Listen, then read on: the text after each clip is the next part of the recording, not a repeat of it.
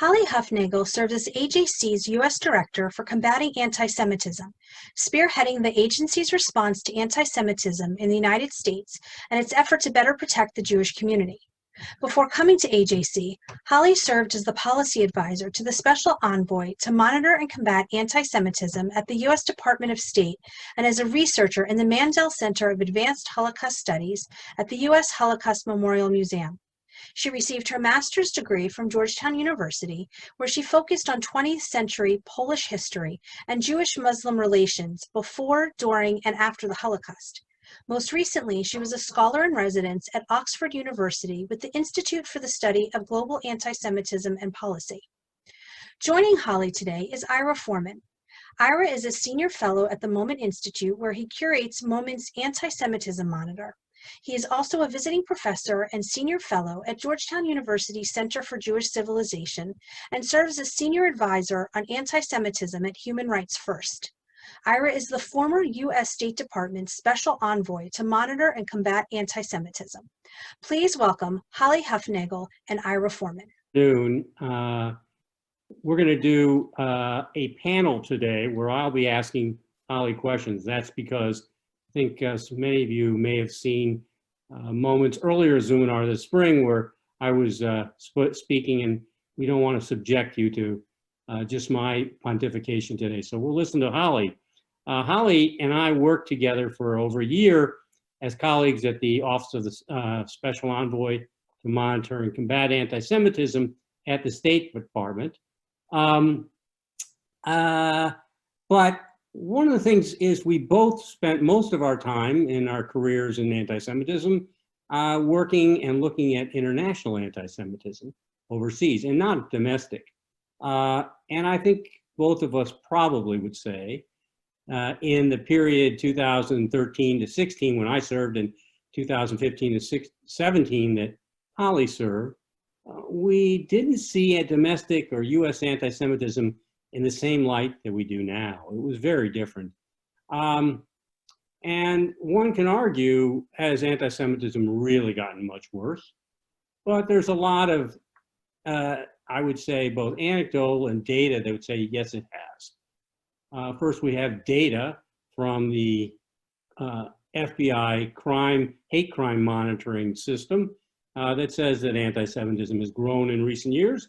We also have ADL anti-Semitic incident data, which is slightly different, and it shows the highest levels in 20 years or so, more than 20 years. In addition, we have deaths. We've had, in the last 2 years, 18 deaths through anti-Semitic incidents at Tree of Life Synagogue in Pittsburgh, in Poway, in Jersey City, and in Muncie. We've also, if you examine U.S. politics, I have never seen in a presidential campaign as much talk about anti-Semitism. One side talks about anti-Semitism from the left, the other side talks about anti-Semitism being a problem of the right. If you look at Jewish institutions, many of you, if you're at synagogue boards or other institutions, you know that you're spending increasingly large parts of your budget on security, and that the American Jewish community, and through secure community networks and various other institutions, is spending increasingly more resources on domestic anti-Semitism to protect Jewish institutions. We're beginning to look like Jewish institutions in Europe. So today we're going to discuss and focus on domestic anti-Semitism, and we've already been introduced to Holly. I will say a few things.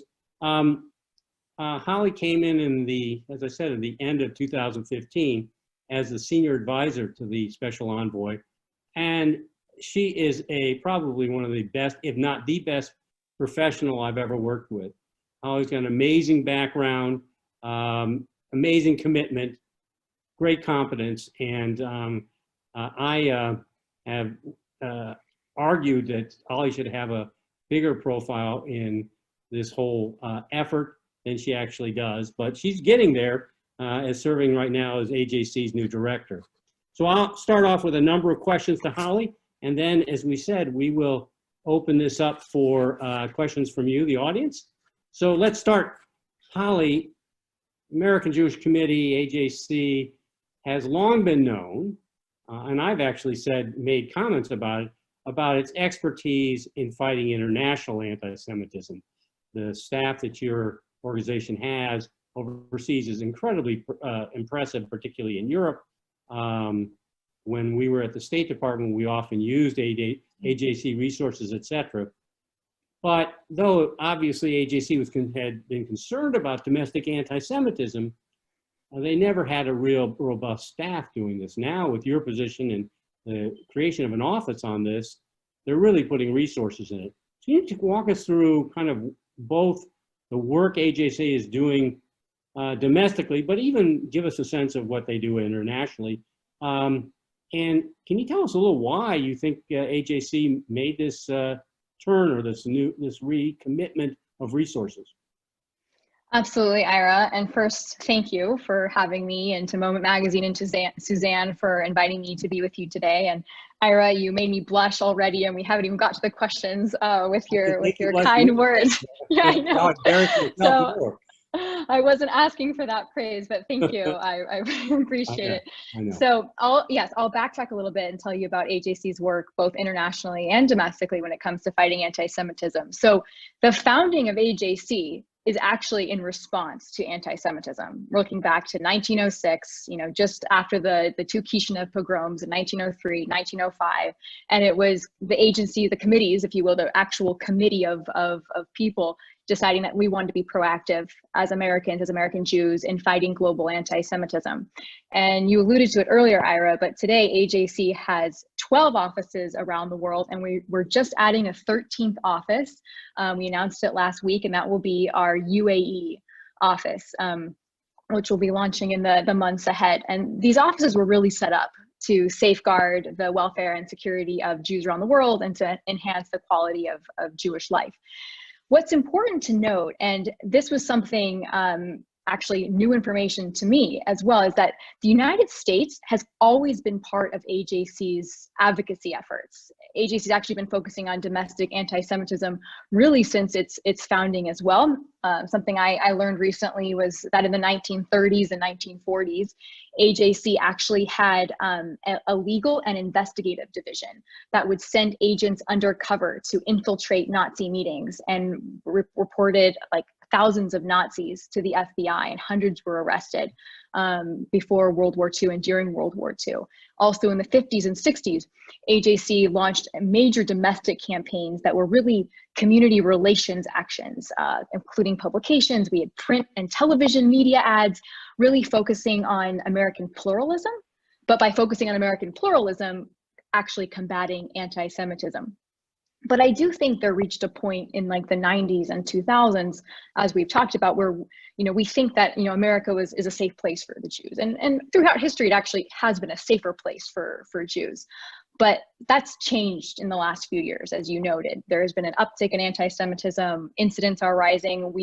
AJC recently did a survey last year of American Jews' attitudes toward anti-Semitism, finding that almost 9 in 10 American Jews think that anti-Semitism is a problem in the US today, 84% saying that it has actually increased in the last 5 years. And those attitudes do align with the data that we're seeing. And you mentioned some of that as well. And one thing I'll notice too is anti-Semitism in America has become more open and more violent. And you mentioned the number of deaths that we've had recently here. And that was a big wake-up call, maybe starting with Charlottesville, but especially with Pittsburgh. And there's this kind of realization that as an agency, we really do need to do something more to combat anti-Semitism domestically. And that was kind of the genesis of this position, the genesis of this office. And we're doing many things, and I won't spend too much time going over everything that we're doing, but because anti-Semitism is such a complex problem, we are tackling it in many different ways. And one of the major things that AJC does, and we've done it abroad as well, and now we're doing it at home, or have been doing it at home, and we'll continue to do it at home, is pushing legislation that better protects the Jewish community, working with local, state, and federal government officials to better understand what anti-Semitism is and what it looks like today, that it didn't end with the Holocaust, that there are new forms, that there are new sources, like explaining how it manifests to our leaders. That's a very big thing that AJC does. we are continuing to build coalitions with our old interfaith and interreligious partners, but finding new ones as well, and specifically on Black-Jewish relations, which I can speak to later.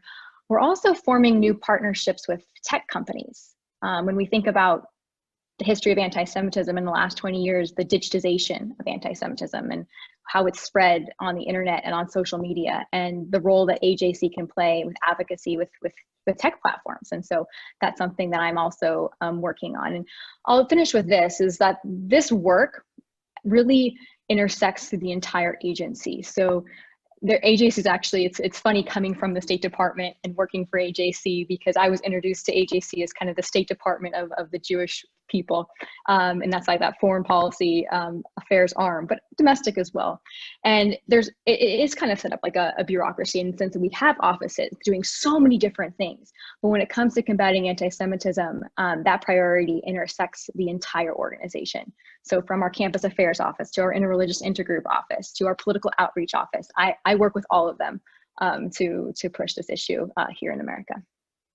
Thank you. You know, I should have said at the beginning, many of us in the Jewish community, especially if we've worked in Jewish bureaucracies before, we can be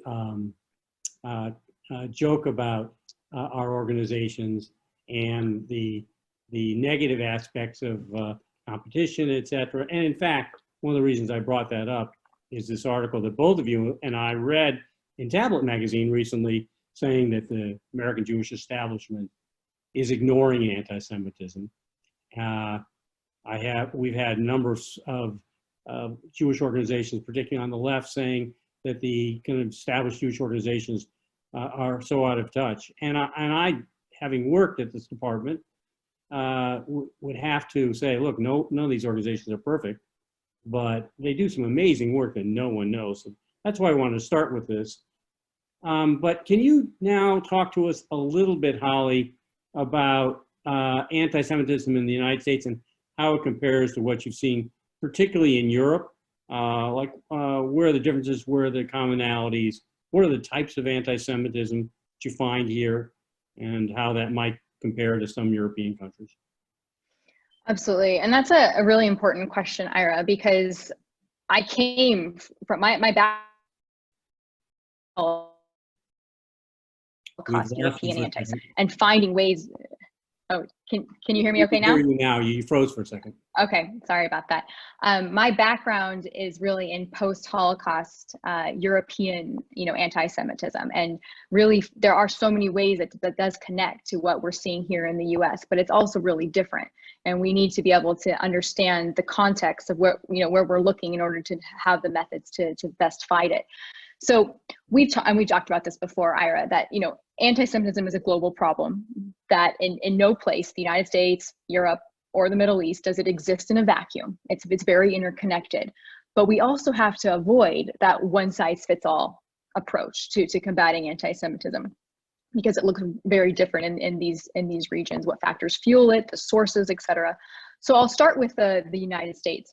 The Jewish community in the US, as I mentioned, really has fared consistently better than any other diaspora community. I often speak about the words of historian Jonathan Sarna, Jewish historian Jonathan Sarna, who said that America might not have been heaven for the Jews, but it's the furthest thing from hell that we have ever known. And today in the US, American Jews, we no longer face the institutionalized anti-Semitism that prevented them from immigrating to the US, prevented them from having certain jobs, attending certain schools, etc. The sweeping anti-Semitic influence, right, that we saw in the 20s and the 30s and the 40s with Henry Ford or Father Coughlin, Charles Lindbergh, including the influence of the Ku Klux Klan, really did decline after World War II and the Holocaust. Although again, we've seen this spike in recent years. So we do have to understand where we've come from in the US in comparison to what we're facing now, just so we approach the problem as accurately as possible. And critical to our understanding of fighting anti-Semitism is knowing where it's coming from. And we usually talk about, at AJC, we talk about three main sources of anti-Semitism: from the far right, it's the traditional xenophobic anti-Semitism from the radical left and from Islamist extremism. And I would actually broaden that last category, Islamist extremism, I would broaden that category to maybe religious extremism, especially here in the United States. And we also face anti-Semitism from some segments of other minority communities here as well. And Islamist extremism, for instance, is less of an issue here in the United States against Jews than in Western Europe, although the threat does persist. I don't want to undermine the threat, but domestic terrorism from far right, white supremacist groups here in the US is higher on the FBI threat level than Islamistic extremism. So if we go to Western Europe, and this is one of the differences, and this is something actually, Ira, that you and I were dealing with when we worked at the State Department together, was the ISIS-backed and Islamist attacks against Jews, whether in Brussels, in Paris, Copenhagen, Malmo. And this was the most serious source of anti-Semitism at the time. It was the source that was murdering Jews. It was the source that was causing Jews, especially in France, to emigrate, to think about emigrating. But when we compare like survey data and like attitudes about anti-Semitism in Eastern Europe, what's interesting is there are actually some similar levels of thoughts about emigrating because of anti-Semitism, yet the source is entirely different.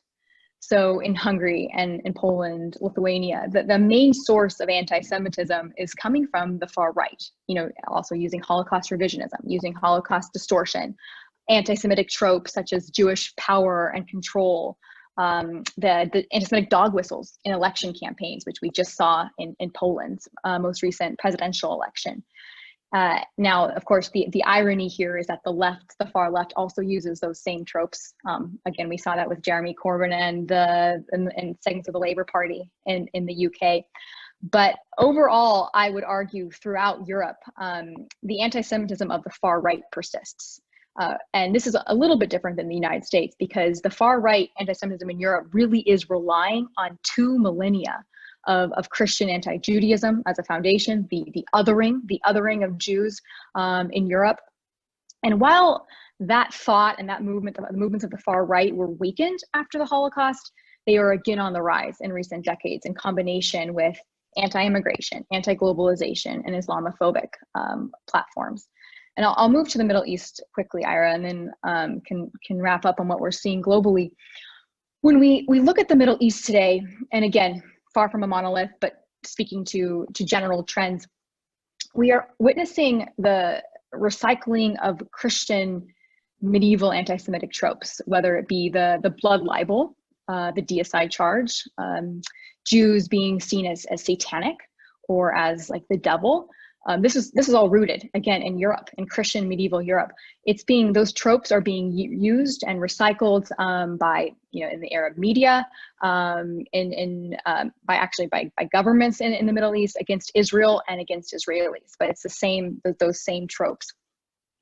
In addition, and this is also within Christianity, but there are some anti-Jewish elements within sacred Islamic religious texts, which again will feed Islamist movements, including Hamas and Hezbollah.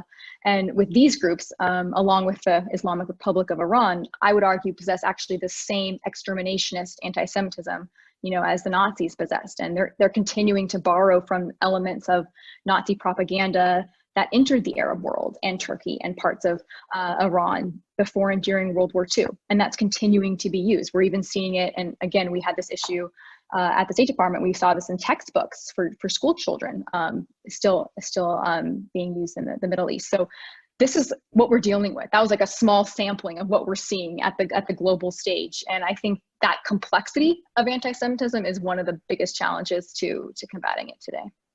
Well, and so comparing that to what's going on in the United States, do you have the same complexity, would you say, here? Is it similar to any given country in Europe, or where are the differences? I think we have the same complexity here. Absolutely. I mean, we have anti-Semitism on the far right. I mean, we've seen growing white supremacist movements even in recent years. We also have it on the far left as well. And again, this is a lot of it has to do with anti-Israel anti-Semitism, which I think we should talk about, but also the invocation of certain tropes about conspiracies, about Jewish power, money, greed. Like those are also there.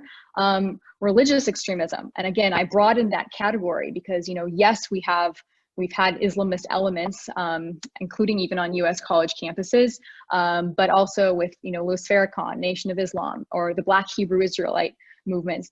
This is not just connected to Islamist extremism in the sense that we know it. So that's also an issue.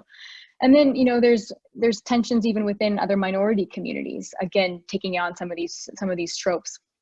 And so I would say that those are the main sources. And I think the U.S., because we're a nation of immigrants, there are some different challenges that, you know, Jews were immigrants, but everyone else is also an immigrant too. And that's helped Jews in many ways, but it's also had some of these own, I don't want to call them intercommunal tensions, but have had like these kind of differences as well.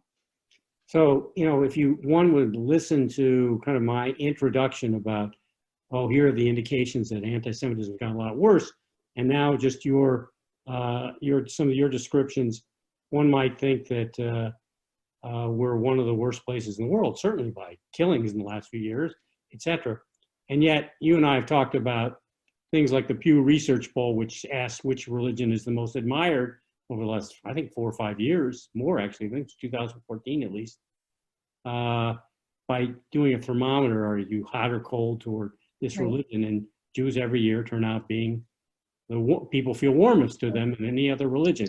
So how do you square that? Is that changing at all from what you can see? I don't, you know, I think it's changing a little bit. Like, I actually do think that there is increasing levels of anti-Semitism, and, you know, some of it has to do with the data. Like, we are having better reporting and better data. There's still a lot more work to be done, but more incidents are being reported, which is a good thing, but that inevitably raises the level of anti-Semitism. You know, I don't think we're in the 30s or 40s. And whenever I hear that analogy being made, Ira, and again, we've heard this before, we have to kind of stop that, because I think it does a disservice to the fight. It undermines the term anti-Semitism. We can't overstate the problem. And we can't understate it either, though. Like, we have to call it out as we see it, but I don't want us to become alarmist either about what's happening around us. Have you actually seen any deterioration in the attitudinal data, the overall attitudinal data in the United States? The data I've seen recently has attitudinal data is that anti-Semitism has gone up, you know, in the US. But what's interesting, though, is that the same data will also show us that there is more trust of Jewish communities with law enforcement, more trust of Jewish communities with non-Jews as well, if we look back comparing to the data we had in the 50s and 60s. Mm-hmm. So that is an improvement also. So, you know, we have to look at both sides. Yeah. Okay, so we're going to go to a question now that I know that you're not crazy about talking about, but I did give you a heads up. You know, when AJC announced your appointment, there was some, it wasn't the major thing that was spoken about, but it was not unprominent that, hey, we are appointing someone to head our kind of domestic anti-Semitism efforts. That person is as some people said, a white Christian and someone who is religious in her own background. And I saw in the typical cesspool that sometimes social media can become, that you had some people, including former governor and DNC chair and someone who I know fairly well, Howard Dean, making a comment that there's nothing to be excited about because Christians have done something along the line, Christians have done very little in these areas. We had a Jewish organization on the left, if not now, saying, well, it should be obvious that although we want allies outside of the community, it should be obvious that it's stupid to be having someone who's Christian running a Jewish anti-Semitism efforts for a Jewish organization. You know, my attitude is that's what's stupid. Saying that is totally misunderstanding what is needed for us to fight anti-Semitism in terms of allies. But even more importantly, I think I said you as we look at people and the content of their character and their expertise, and you, from my perspective, there could be no better choice than you, and I say this to anybody. I don't expect you to say that, but tell me a little bit about how that reaction, how you guys talk about that reaction, and if you've gotten any more feedback along those lines. Thank you. I actually think I should almost thank Governor Howard Dean at this point, because it's actually brought this conversation to the fore about, non-Jews being part of this fight against anti-Semitism. Can non-Jews lead the fight against anti-Semitism? And, I should start by saying that AJC thankfully did not choose me for this role because of my Christianity, but again, because of my work in the field. And I've looked back actually on AJC's original press release that announced my appointment. And this was actually back in April of 2020. And there was no mention of my faith. Like, this is actually a very recent development this summer, that this identity of I'm relatively private, and now it's kind of out. But I think it's important that it's out, because it helps understand like why I got involved in the field. And so I can talk about that, but it also is part of my mission and my message to bring more non-Jews into the fight against anti-Semitism, for them to understand what anti-Semitism is. And so, when I grew up, and again, if you've been following some of the news, is, I did grow up evangelical. I grew up in a Baptist church. My grandfather was a Southern Baptist minister from Mississippi. My dad was born in Jackson, so this was kind of my heritage. And growing up, I did not learn at all about the centuries of Christian anti-Judaism. Augustine, Aquinas, Martin Luther, these men were exemplary Christian thinkers. I never ever heard about the complex, like they were complex, that they were complex figures, that some of their writings informed the anti-Judaism of Christian doctrine and practice. Like, I didn't know that. And it wasn't until studying in Poland, I did an abroad program with a Christian college, by the way, like it was a Christian school that was sharing this history, that I first learned about this issue, and how those thousands of years of Christian anti-Judaism set the stage for the Holocaust. And so if anything, my devotion and my entry point to fighting anti-Semitism is from wanting to right past wrongs that were committed against Jews in the name of Christianity. And I try to see my Christianity as like a way to help me better fight anti-Jewish attitudes within my own community, because I understand how and why like my community thinks about certain things. And I think the needle can be moved actually within non-Jewish communities more successfully when a member of that community is explaining what anti-Semitism is and why it's important. And we've seen this with Muslim leaders, we've seen this with African-American leaders as well. And so again, I've said this before and I'll say it again, like anti-Semitism is not a Jewish problem, it's a societal problem. And the more of us in society who care about, human dignity and the health of democracy and democratic values and freedom and equality of all Americans, like we all will fight against anti-Semitism. Well, thank you. Let me ask you now, because we advertised in this Zoominar that we're going to talk about what can be done. So, you've only been doing this particular job now, 6 months or so, and but you've been exposed to domestic anti-Semitism in many of your past jobs. Tell me what you think, and I know that these opinions, as you work more and more in these topics, sometimes we change our opinions. But at this point, how do you and AJC see, if you had to say, what are the 2 or 3 things you worry about most about anti-Semitism's growth in the United States, and talk about 2 or 3 things that you think are the most important things to be done, not just by AJC, but by the whole coalitions that we all talk about putting together between NGOs and governments and civil society, other civil society organizations. What's the most important things to be done from your perspective in AJC's right now? Right. Okay, so I'll start with what do I worry most about, besides the fact that anti-Semitism is rising, and we both wish we could put ourselves out of business, Ira. We used to talk about that as, but unfortunately that's not the case now. So biggest worry is rising anti-Semitism, but I worry maybe particularly about 2, I'll mention at least 2 overarching issues here at home. The first is that anti-Semitism is becoming, increasingly politicized in our country. You alluded to this already, Ira, and it's being used as a weapon in partisan politics. And we've seen this on the campaign trail. We've seen this actually in legislation and votes in Congress. And when the fight against anti-Semitism is no longer bipartisan, or it's being used to win votes, it's the Jewish community which suffers. So that's one worry. The second worry is that I'm seeing anti-Semitism really not being treated with the same level of seriousness as other forms of racism, prejudice, and bigotry. And it's, and I think that's in part because people, again, don't understand what anti-Semitism is. It's not just a hatred against Jews.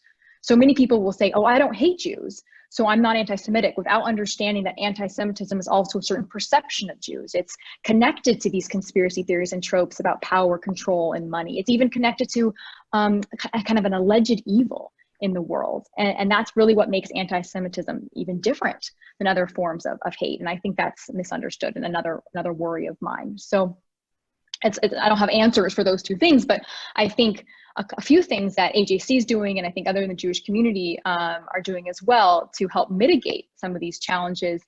Again, these are just 2 or 3 things that are coming to mind.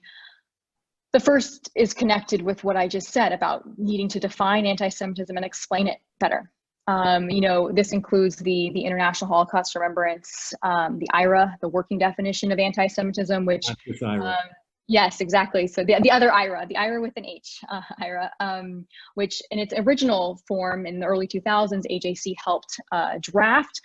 This is an educational tool. It's not meant to be a legally binding bludgeon to be used to silence criticism of Israel. Not at all. It's an educational tool for law enforcement, for educators, for data monitors. So that's one thing, the defining anti-Semitism. The other thing is kind of that explanation piece, and it's creating resources which give examples of contemporary manifestations. And so this is something that AJC is actually working on, something I'm actually working on right now as we speak.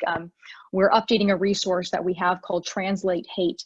And it's a glossary of anti-Semitic terms, tropes, memes, symbols, with a special attention to online expressions. But Ira, over the last 6, 7, 8 months, with the pandemic, with even the protests, with the election cycles, with some things that we're seeing online, on TikTok, other venues, we're seeing new tropes being used. And so we're creating this resource to explain that trope, to give images to show what we're seeing, to better educate others, non-Jews, and even Jews in the community about what anti-Semitism is. So that's the first thing. Another kind of best practice, if something that needs to be done, is better data collecting and reporting. And I mentioned that it's been getting a little bit better, but anti-Semitism is still underreported. And I can't stress this enough. For us to do our jobs well, we need the best data available, the most accurate data. So one thing AJC again is doing, we did this last year, we're going to be doing it again, is surveying American Jews' attitudes towards anti-Semitism. Again, this time incorporating what the Jewish community is feeling during the pandemic and the protests. But we're also going to be surveying non-Jewish Americans' attitudes toward anti-Semitism. Now, non-Jewish Americans have been surveyed about whether they're anti-Semitic or not. We have that data. But what do they think about anti-Semitism? Do they think it's rising? Do they think it's an issue? Do they think it's a societal problem, like all these things that we're talking about? So we're going to be surveying, the non-Jewish American public, and those results will be released this fall. So that's really important. The second thing is with better reporting. And so one of the reasons why AJC is supporting the passage in the Senate of the National Opposition to Hate, Assaults, and Threats to Equality Act, the No Hate Act, is because this bill will help provide resources to adequately track and prosecute hate crimes, not just anti-Semitic hate crimes, but all forms of hate crimes in all 50 states. And we know that reporting to the FBI in states isn't mandatory. When Alabama has 0 hate crimes one year, we know that something's wrong with the mechanism. And so we really want to improve that data reporting as well for us to do our jobs better. And then the last thing I'll mention, and I'll mention it before, but I never get tired of speaking about it, in part because I feel like this is essential to who I am as someone who isn't Jewish. But that's the coalition and relationship building aspect of our work. And, because anti-Semitism is complex, coalitions do provide that complex solution because they're many people, they're many parts. And when I think about even our successes at the State Department, Ira, they were done in coalitions that, you helped form or that we were part of. That's when we really moved the needle. And AJC has seen this too with our work with the Catholic Church. and Nostra Aetate, for instance, in the 1960s, up to even this past January, after years of building relationships with Muslim leaders. And we took the most senior Muslim delegation to Auschwitz in history. And so that piece right there, having non-Jews, again, like Muslims and Christians and others speak out against anti-Semitism, to trust our work and to elevate it, that's actually when we're going to get the farthest. Great. So I want to go back to one thing. You mentioned characterization of Jews, not just people saying, well, I don't hate Jews, but how they characterize them. So there are voices that philo-Semitism, saying how great Jews are. You have places like South Korea where people read kind of like these kind of condensed versions of the Talmud to learn how to be successful like Jews. That type of philo-Semitism is actually good. I think you know my opinion on it, but I wanted to get yours and how you look at it.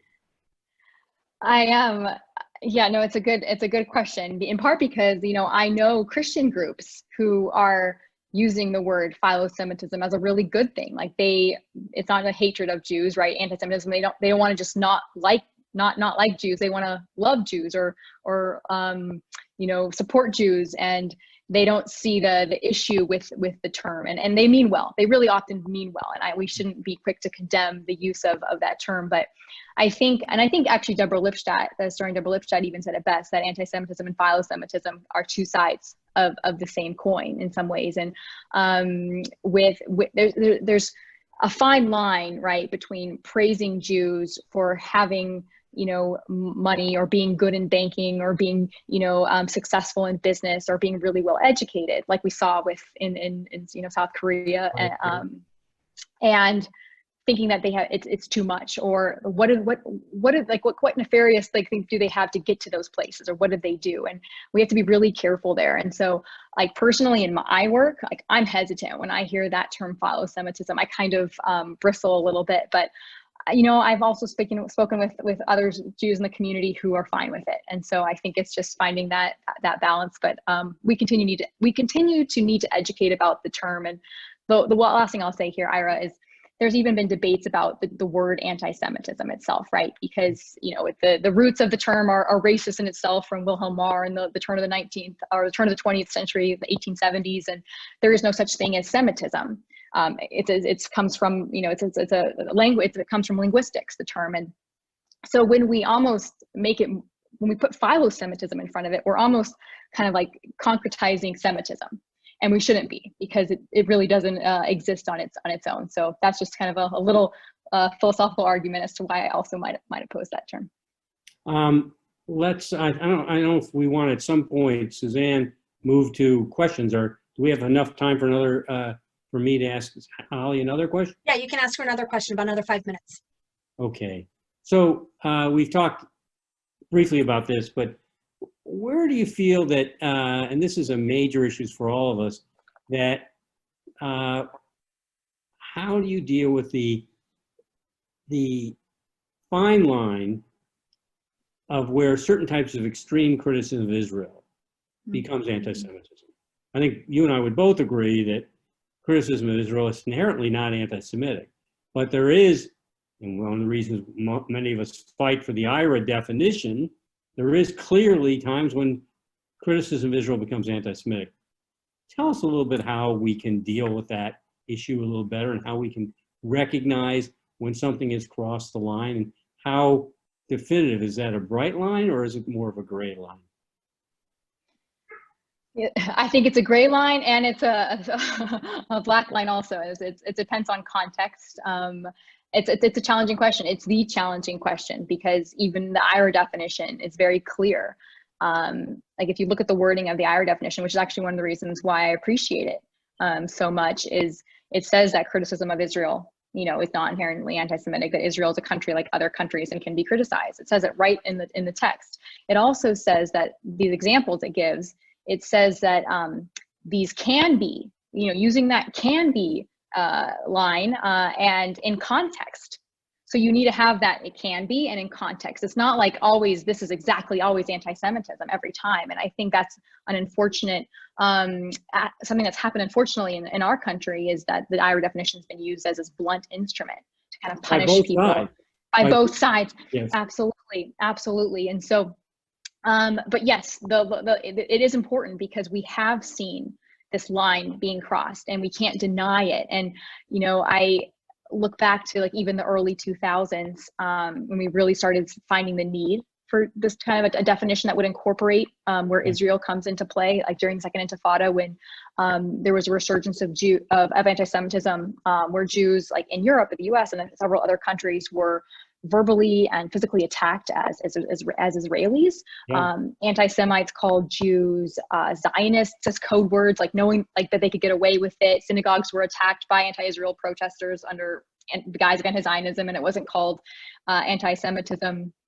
We saw the discrimination that was historically practiced against individual Jews, used against their collective identity, used against the state of Israel. And yet we were frustrated. This was in the early 2000s again and even now actually, we continue to be frustrated to when these actions are often not considered anti-Semitic simply because like the word Israel or Zionist was involved. And, you know, Ira, when I was working for you, that was when the whole Verpital. When I was working for you. Yes.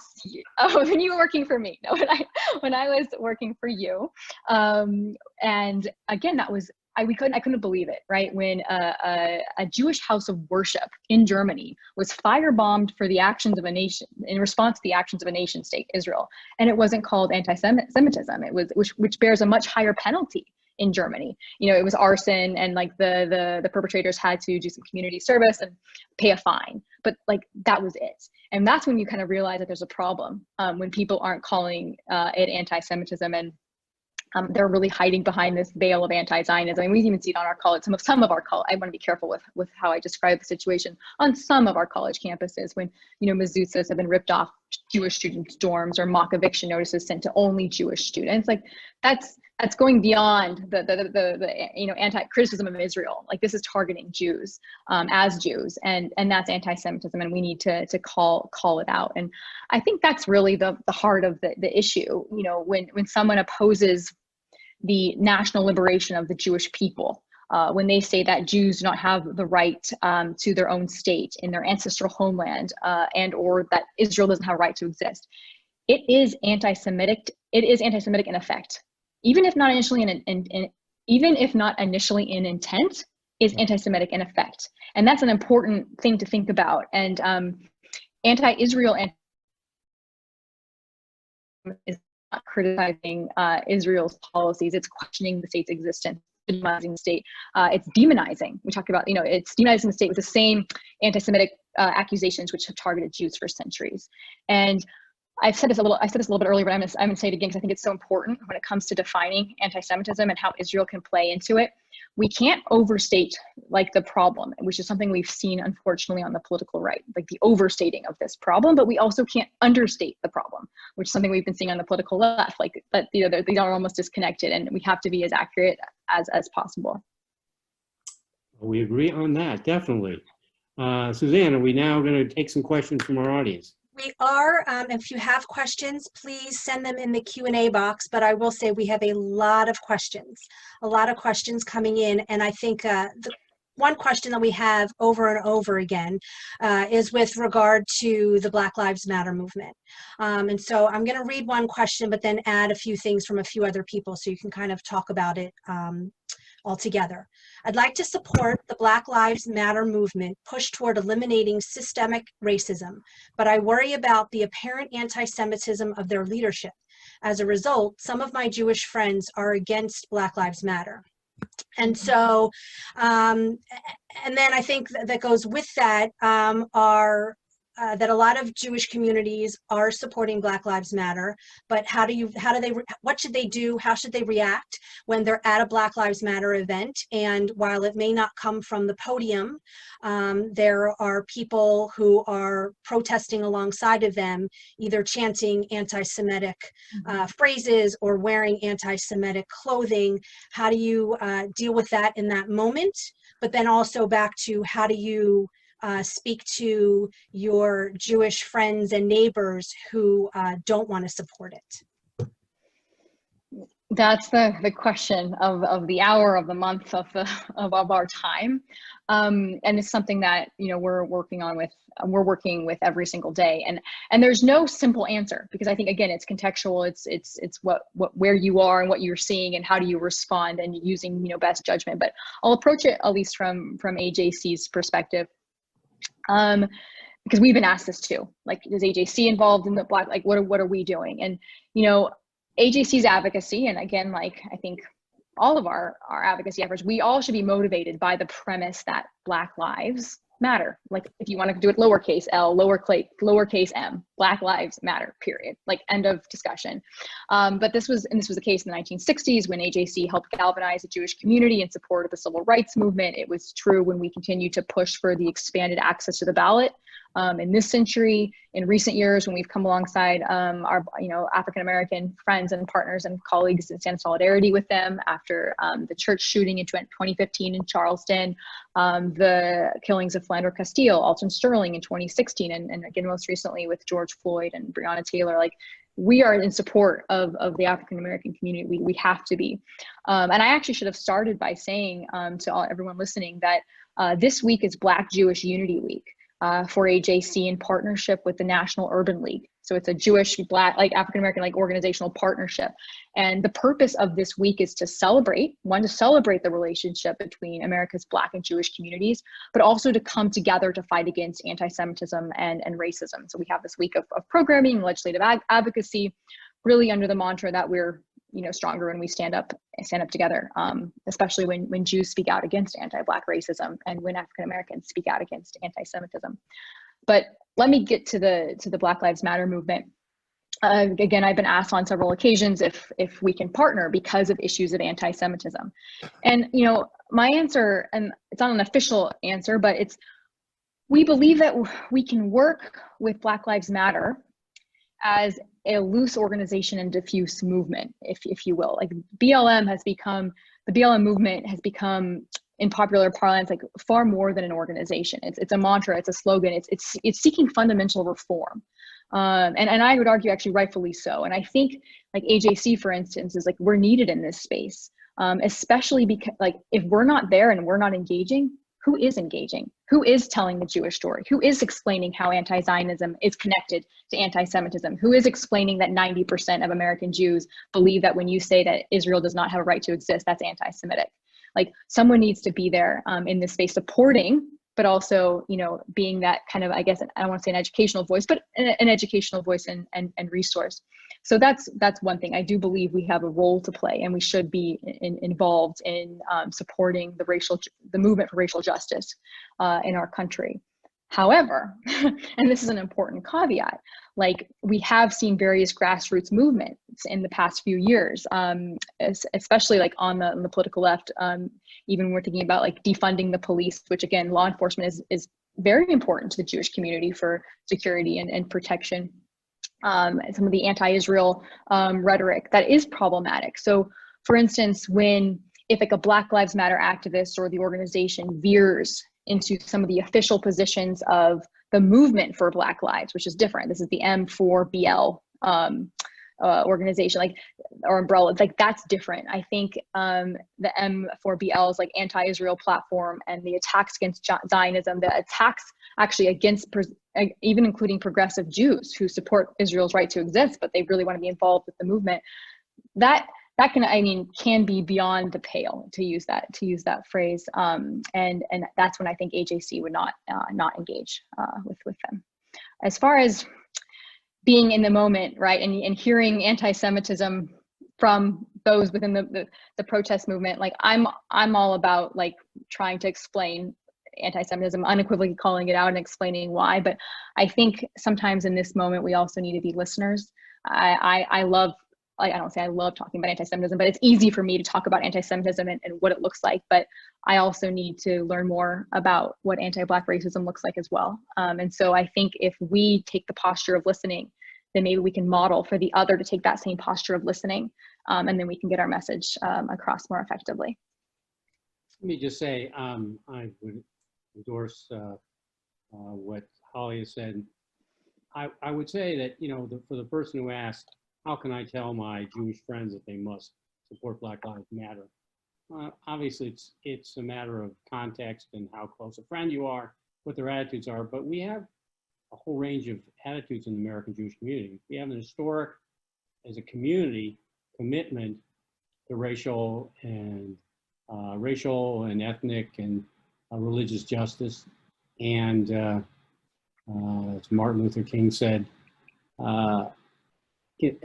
injustice anywhere is injustice everywhere.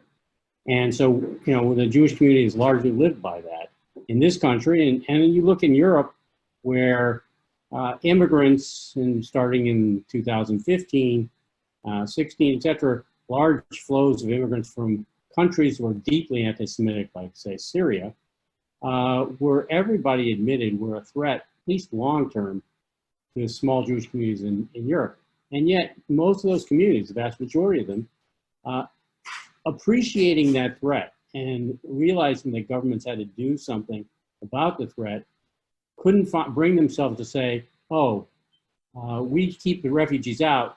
But of course, in the 1930s and 40s, we were begging as refugees for our lives to get into other places, to get out of Europe. So, you know, that's an historic of the position of the mainstream of Jewish communities all throughout the diaspora. But you really can't, there are certain people you're not going to just tell them, you know, you have to support Black Lives Matter. Very complex movement. People's political ideologies today in this country are so solidified.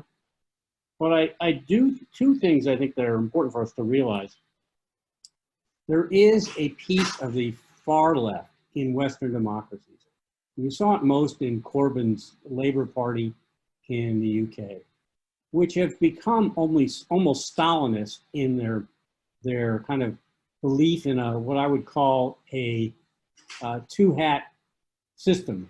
You're either anti-colonialist, which is, of course, all minorities, or you're supporting colonialists, which means, of course, the United States and Israel. And it doesn't matter what you think about misogyny or what you think about racism or what you think about homophobia. Only thing matters is that we classify you as a colonialist. And therefore, we can call you any type of name and call you out, including using tropes from David Duke about Jewish power, Jewish greediness, Jewish oppression, etc. And this destroyed the Labour Party in 2019, an historic landslide, and has now been repudiated by Labour leadership. But it's still a threat. And there are elements in this country that I think would like to take that almost, what I would say literally is a Soviet 1970s approach of saying the world is black and white and Jews and Zionists are on the black spot. That is a danger that we all need to be concerned about, especially for those of us who are on the center left or left. And the other thing is, I think it's really important that none of us get into competitions about who suffers most. What is the worst thing, racism or anti-Semitism? Racism or homophobia, anti-Semitism or Islamophobia? These are competitions that are only negative. Each of them have their own, as I mentioned before about King, injustice anywhere is injustice everywhere. And they're each unique and they're each important. And let's stay away from that garbage argument of we've suffered most. It is totally a negative for all of us, for Jews, for African Americans, for people of color, for LGBTQ people, etc. These are totally destructive, and the only people is on the extreme left and extreme right who will argue these points very strongly. It's a dead end, and it's a path toward authoritarianism. Thank you. I think you answered quite a few people's questions with that response as well. We're actually really running out of time, so I'm going to end it with this question that a lot of people have of what can people do as individuals if they're not part of an organization, they don't work for a Jewish organization, they don't belong to a synagogue. two things. What can they do just every day? And what can they do when they come across something they know is anti-Semitic, or they're not quite sure is anti-Semitic? How can they speak up, and where can they go? I think that's such an important question, Suzanne, to whoever asked it, because this is really kind of the future, right, of how we respond to anti-Semitism. How do we be proactive? We're constantly being reactive in this fight and responding to incidents, but how are we thinking ahead? What are we preparing for? And I think as more and more individuals can work toward combating anti-Semitism, and I often say, like, being involved as engaged citizens, following your elected officials, calling your representatives in the House and the Senate for instance, if you're calling your senators to vote in favor of this No Hate Act, for instance, would be very important to push back against anti-Semitism here in the US. But when you see it, saying something, and I know that we always talk about see something, say something. What does that really mean? But to engage, like, family and friends on what is anti-Semitic, and if you have questions, I mean, that's, I think, what some of those of us in this field can help answer. And I'm happy for anyone to contact me. You can share my email address as well if there's that question of what is anti-Semitism, what is not, but it is being that educational resource for others, and to be able to explain what anti-Semitism looks like in the 21st century. And the piece about the allies, I really think that's so important for anti-Semitism to be treated, I think, in the same ways as other forms of racism and bigotry. We also need to partner with non-Jews and have those non-Jews elevate the issue as well. And I'm working toward that, and I would welcome as many individuals in that fight as possible. Thank you. Ira, would you like to respond to that as well? I mean, this is a question that comes up all the time. And first, I would say there is some good work being done by various Jewish and other organizations like Human Rights First, which I'm a part of. So you can't, I mean, unless you have an aversion to some of these organizations or what they're doing is not your cup of tea, there are places you can go. But I'm also love the history of this. And I read a book a number of years ago called When They Come For Us We'll Be Gone, about the Soviet Jewry movement. And if you read that book, you realize that the birth of that movement, that was an amazing human rights victory, one of the great human rights victories of the 20th century, and few people thought it could happen. It wasn't done by Jewish organizations, at least initially. They eventually came along, or other organizations. It was done by citizen activists. And the first thing they did is they had a book club. It was a small group in Cleveland, Ohio, basically scientists out of NASA. They had a book club. They read about what was happening in the Soviet Union. And they got themselves up to speed. And then students in New York also did this. And they often sometimes had to push Jewish organizations and push people to do the right thing. And it took them 30 years almost. And the Jews of the Soviet Union was freed. So you can become a citizen activist too. You need just follow every Jewish organization, especially when organizations are not addressing the issue. I'm not sure it's the same today, but you don't have to be in the State Department. You don't have to be working for a Jewish organization. You can do it on your own. And historically, some people that are just citizens, activists, move mountains. Great. Thank you very much. I love the idea of book clubs. Holly, I really love that you are working on this guide of what is anti-Semitism, because I think so many people don't know, and you hear lots of times celebrities will come out with a statement and they'll say they don't know, and our kids don't know. We hear it in school all the time, and so I think that will be a really good resource. Thank you, Ira, Holly, both of you, for this very important, informative conversation. I'm so sorry we had so many questions. I think we're going to have to schedule at some point a part 2, because it's such an important topic, and clearly we could not get to all of it today. Thank you, everybody, for joining us. Please go to our website where you can sign up for the Anti-Semitism Monitor that Ira curates weekly, monthly. Ira, is it weekly or monthly? Well, from the reader's view, I think it's weekly. From my view, it's like every day. Daily. Every day. Yeah. So you can go sign up for that. Older, you got to do something today on this. Yes, and we will send a follow-up email in the next few days with a link to this recording, as well as some resources for everybody, both from Ira and from Holly. So again, thank you very much. Please sign up for next week's session with Simon Schama and Robert Siegel. Thank you both. Bye-bye. Bye-bye. Thank you. Bye.